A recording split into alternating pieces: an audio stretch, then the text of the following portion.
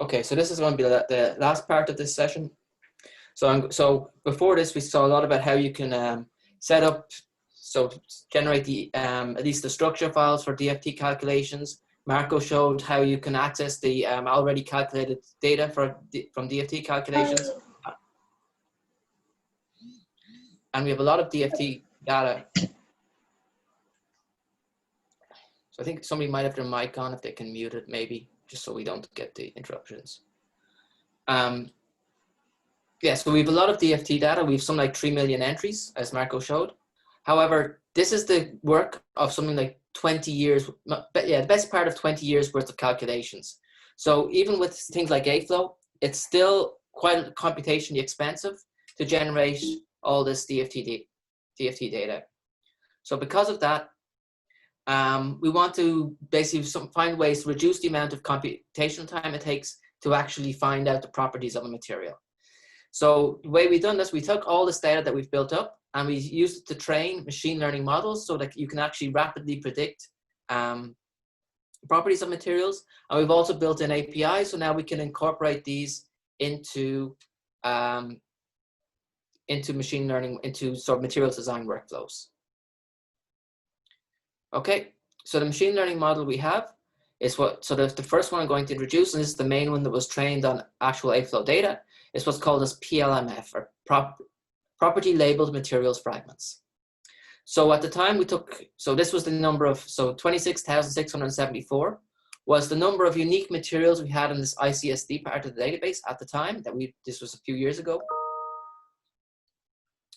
So this was used to train then a gradient boosting decision trees machine learning model. So the way it works is that the model as its input vector, so as the description of materials, includes both structural morphology and elemental properties. So to define the structural morphology, we do basically we want to look at the atomic connectivity. So where are the which atoms are bonded to which other atoms. So to do this, we perform a Voronoi tessellation. So the way this works is you take two atoms, you draw essentially a line between them. So for every pair of atoms that are within a certain cutoff radius, you look at the line between the two atoms, you look at the half midway point in that line, and then you draw a plane perpendicular to that midway point, to that line at that midway point. So then each atom then will be surrounded by a set of these planes, and these planes then, when they connect up, they form this Voronoi cell. So for every atom, it will be at the center of some Voronoi cell. And then to see whether or not the atoms are actually connected, you consider the atoms to be connected is if the two Voronoi cells share a face in common. So like these two atoms here, their Voronoi cells share a face, so therefore they're considered connected. And in this way, we can connect up all the atoms together, and then we form what's called a crystal graph. So then these connected atoms, they form what we call, the individual parts of this graph form what we call structure fragment descriptors. So the individual nodes are the atoms. So the nodes of the graph are the atoms. Edges of the graph are the correspond to bonds. Then we have different types of Pratt fragments of different lengths. You also have circular fragments, different types of polyhedrons. Then we do the property labeling. So what this is, then you take these atomic nodes and then you decorate them with the elemental properties. So this is things like this. So for example, if this is, let's say magnesium oxide, so you have magnesium and oxygen, then you take in things like the number of valence electrons of magnesium, number of valence electrons of oxygen, ionization potential, electronegativity, and so on. So then from this, using this, we basically trained two different sets of machine learning models. There was one set that was for the electronic properties, and the other set was for thermomechanical properties. So for the electronic properties, we had something like 23,000 unique compounds were used in this. And for thermomechanical at the time, we had about 3,000. Now we maybe about doubled this. So for the electronic properties, the first step is there's a classification step. So whether it's either a metal or an insulator. If it's a metal, then obviously there's no band gap. If it's an insulator, then there's another regression model which predicts the band gap. Then for thermomechanical properties, these are just regression models for things like bulk modulus, shear modulus, Debye temperature, heat capacity, and so on. So then we look how well this model does. So the first caveat for this, for the electronic properties, is that the model is based on it's based on DFT calculations of band structures, and specifically based on the PBE formulation of the generalized gradient approximation with the Hubbard U corrections. So some people might want to take this with a pinch of salt, because even though the plus U usually does correct the band gap quite a bit, it's still not necessarily super accurate. However, this does prove at least the proof of concept that if you have a large set of electronic band gaps, you can train a machine learning model to pick to predict them. So if you want to do more accurate electronic structure calculations, or if you have a large set of experimental band gap values, you could also in principle train a machine learning model on that data as well. So then you can see how well this model works. So you've got a root mean square error of about 0.51 EV. So this graph here, this is the calculation. So this is the data that's taken from our database on the x-axis. Along the y-axis is then the predictions from the machine learning model. You see a reasonably good trend with some scatter and some outliers up here. And like I said, the root mean square error is about half an electron volt. Mean average error is a bit over a third of an electron volt. And the R squared, so this is the correlation, is about 0.9. You can also then look at, when you have these machine learning models, you can start interrogating them to see what the partial dependence on different descriptors is. So you can see what the machine learning model is using to try and predict what the different properties are. So here on the top left, for example, you have the bulk modulus, and you see the variation of the bulk modulus tends to depend quite strongly on the volume per atom. So if you have atoms that are very close together, very close packed, then you tend to have a higher bulk modulus. And this is something that's already reasonably well known. However, over here is something that was more unexpected. So this is for the Debye temperature. You have, what we see is that the Debye temperature seems to depend quite strongly on the anisotropy of the unit cell. So this is the two different lattice vectors, so in the B and C directions. And you can see that for materials where the C vector is much longer than the B vector, you tend to have a higher Debye temperature. So we're not quite sure why this is yet. So yes, when the C is longer, you tend to get higher Debye temperatures.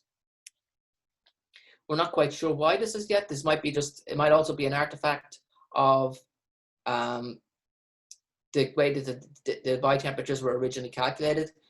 So it might be an artifact of the underlying data as well. So but this is something we're still sort of trying to understand a little bit. We can also see that for these thermomechanical properties, we get good agreements with both DFT and experiment. So here we have bulk modulus, shear modulus, and the Debye temperature. So along this axis, I have experiment. Along this axis, we have our calculations that we took from our database. So this is experimental values taken from the literature. These are the calculated values, and these are the predictions. So the machine learning predictions. So this is bulk modulus, shear modulus, and the Debye temperature. And you can see in all three cases, they agree quite well. All three. So not only are we is the machine learning doing a good job of predicting the data that was calculated on, it's actually predicting the actual experimental values that you would expect to measure. And it's because generally speaking, the calculations for things like bulk and shear modulus from DFT are usually reasonably accurate to within a few percent of the actual experimental value. You can see here that the R squared value is about 0.99, and the Debye temperature is of your, so that so the R squared value for the bulk and shear modulus is 0.99. For the Debye temperature by 0.97. So like I said, they all agree quite well with each other. Okay, so now that we've trained these models, we also want to make them available to the community, and so that people can use them and start incorporating them into materials design workflows. So if you go to, again, to the main AFLOW page, and you go to this AFLOW-ML application, you'll bring up a page that looks like this. So here we have the model I was just discussing, this property labeled materials fragments, or PLMF. Then in the middle, we have another machine learning model, what's called a molar fragment descriptor. So this wasn't really trained so much on AFLOW data. It was more trained on experimental data. And then finally, in the one over here, we have the superconductor model that was again trained on experimental data taken from different experimental online databases. So what you do is you take your Poscar file. So this is similar to what David was showing you how to generate in his session. You copy and paste it in here with a slight difference from what the ones David was showing how to generate, which I'll talk about in a bit. So this is for version 5 of VASP, and I'll talk about the differences a little bit in the next slide. And you click here to run prediction, and you get the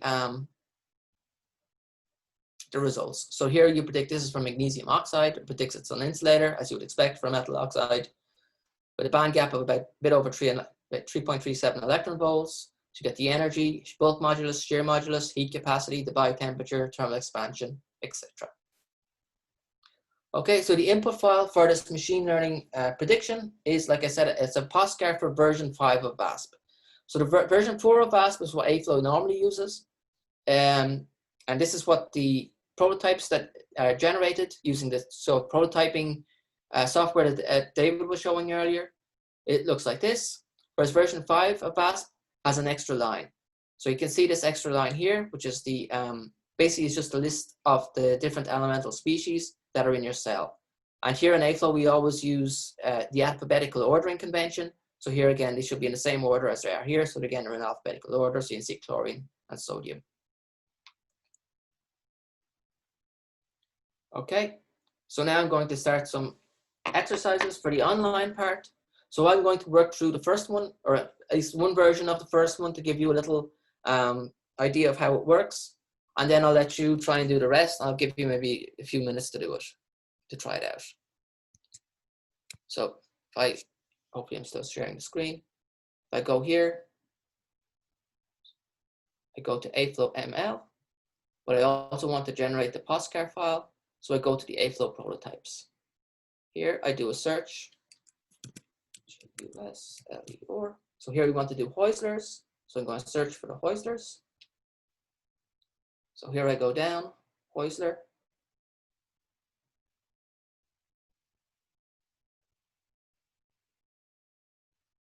I want to maybe change this one. So let's say instead of copper, maybe I want to do calcium, and let's do molybdenum. Then I hit the VASP output button. Here I get the VASP output. Then I have to modify it to change it to, so I just put CAMO. Then I copy this, Control C. Then I can delete this one that's here already. Control V. And then I hit the run prediction. And it takes a couple of, maybe 5 seconds to work. And here we can see that in this case, this material is a metal, as you expect for something that's aluminum, calcium, and molybdenum. So it's no band gap, and here's a bulk, shear modulus, heat capacity, biotemperature, and so on. And at the bottom, then you can see the parameters that we use for the training data. So you can see here's the KPPRIA values, and here will be the plus U values. So in these cases, it's 0, and this is a 2.4 electron volts. Is the standard ones we use.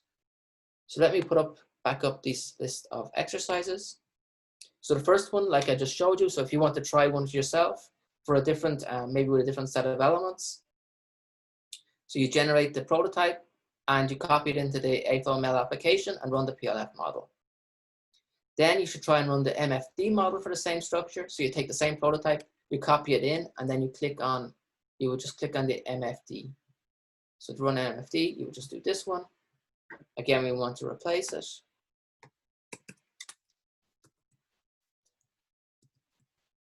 Like this, and then you would run it again. And finally, you tried using the chemical formula for this into the AFLOW-ML application and run this superconducting model. So this is this one here. And this one, yeah, it only takes this chemical formula. It doesn't take the whole structure file. So maybe take about, let's say 3-4 minutes to do this. And then I'll work through the examples.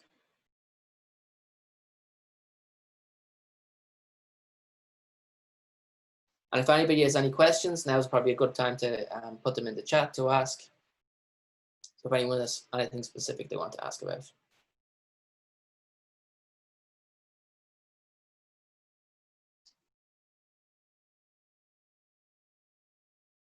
Or if anybody's having any particular problems, they should, yeah, post a question in the chat.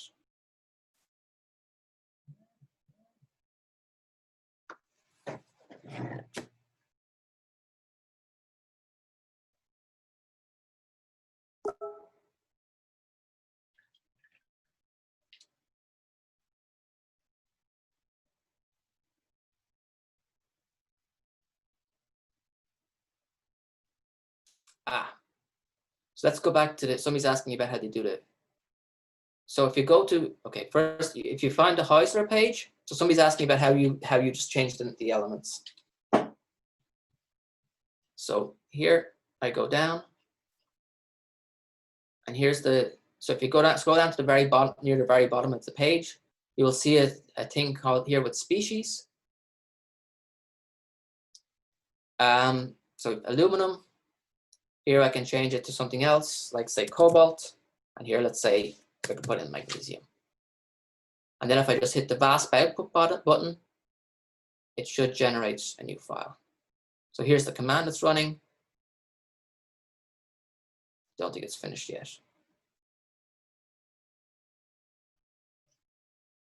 Okay, but this should generate it. So next question is about different properties such as carrier effective mass.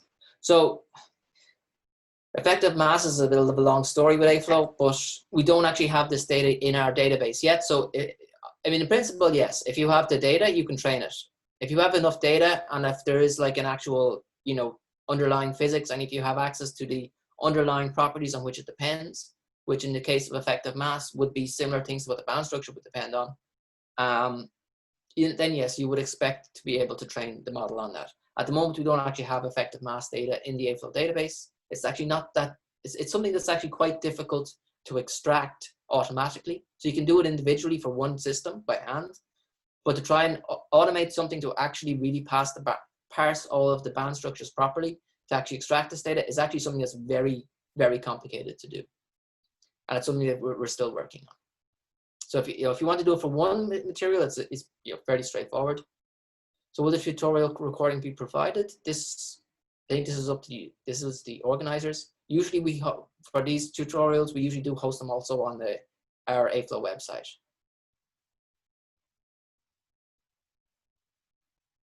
Okay. Okay. So let me run through the last two exercises very quickly now, just because we're getting a bit low on time. If I put it in here, so again, this is the same one I had before. Wait, no, this is not going to work.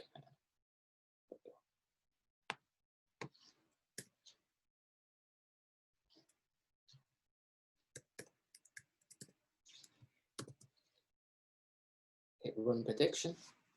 So you can see this one, the MFD one works very fast, but it doesn't give as much data as the other version does. So it just gives the heat capacity, the vibrational free energy, and the vibrational entropy. And finally, we have this superconducting one. So in this case, this is IBCO. So this, the default one is this high temperature superconductor.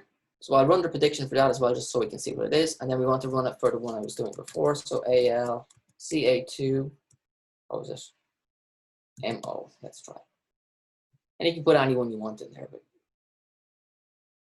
And this takes a little bit longer to run again. Okay, so this one here, the one I was trying, is not a superconductor at all. This one we expect to be a superconductor. That's maybe why the model is taking a bit longer, because it's trying to predict which one it actually is.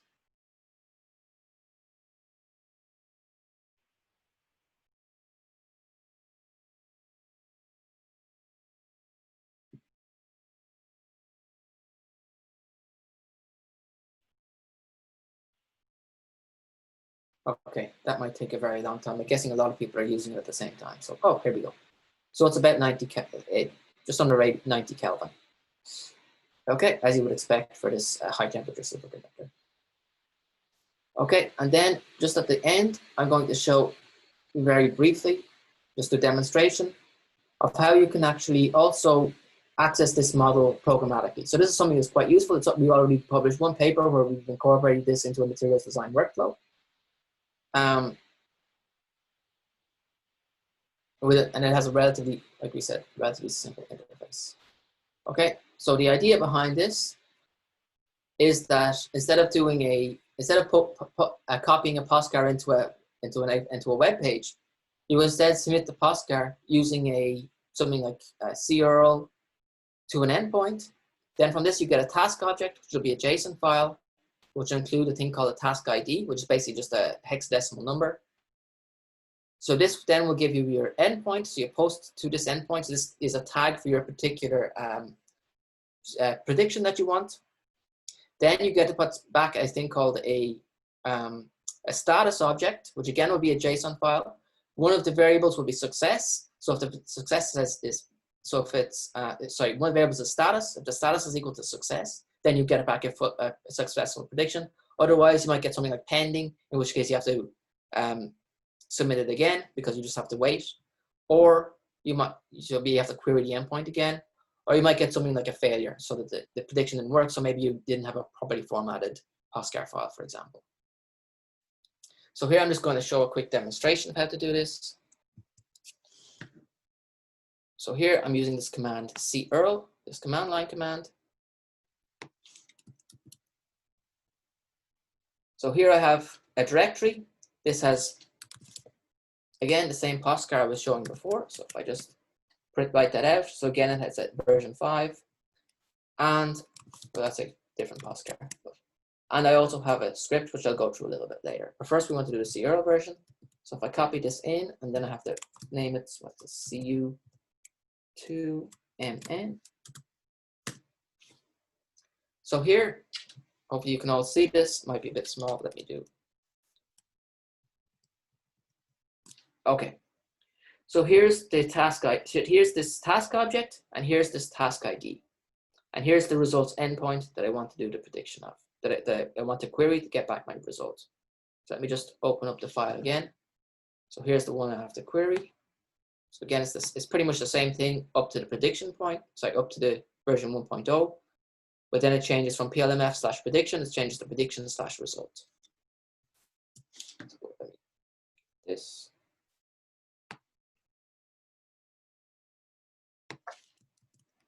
This is going to complain.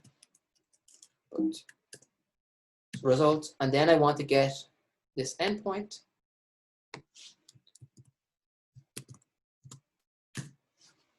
Okay, so here we get a successful prediction, and we get the same kind of data we had before, with the bulk modulus, shear modulus, the biotemperature, heat capacity, and so on. And you can see also it tells you what kind of model was used, so it's the PLMF model, and so on.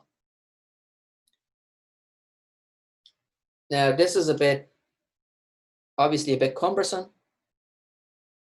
So you can incorporate this into a Python script. I'll just go very quickly through this, show you an example of how it's done. So again, this is the results object I just showed. So here's an example of a Python script. We have a sleep library that will allow us to wait for the results. We have our AFLOW-ML server. We have our model, which is PLMF. We encode our Poscar. We retrieve our task object. So then we submit, so then we create a URL. We query it to get our task object. Then from the task object, we build our results endpoint with this value. And then we query that to see, and then we check what the status is. If it's still pending, or if it's just started, we sleep for 10 seconds, and then we requery. If it's a failure, it writes an error message. And if it's successful, it writes out the results JSON. Also, if you're interested, there's also an AFLOW-ML API Python client. I'm not going to discuss this in detail, but if you go to this web page here, you can download it and you can follow the instructions. And of course, for more information on all of this, you should go look for this computational material science paper down here. Okay, and I'm just going to do some quick examples just to show you how this script works, because yeah, we're already past, well, 1 o'clock my time, but. So here's our script. Again, it's the same thing that we showed earlier. The only difference here is now I have this actual specific Poscar name. And then I just basically run like this. Python 3, AFLOW-ML API example. And this one is running the MFD model because I put MFD there. Now if I want to do PLMF, go in, modify this line.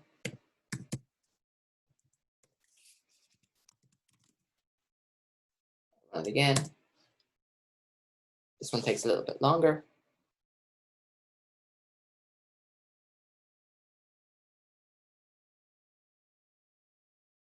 Okay, and then it gets you the results. And again, it's the same JSON file you had before, just formatted a little differently. Okay, so that's everything I wanted to show for this. Again, if people are interested, they can copy. Okay, so somebody has one question about, is there a way to train our own data set using AFLOW?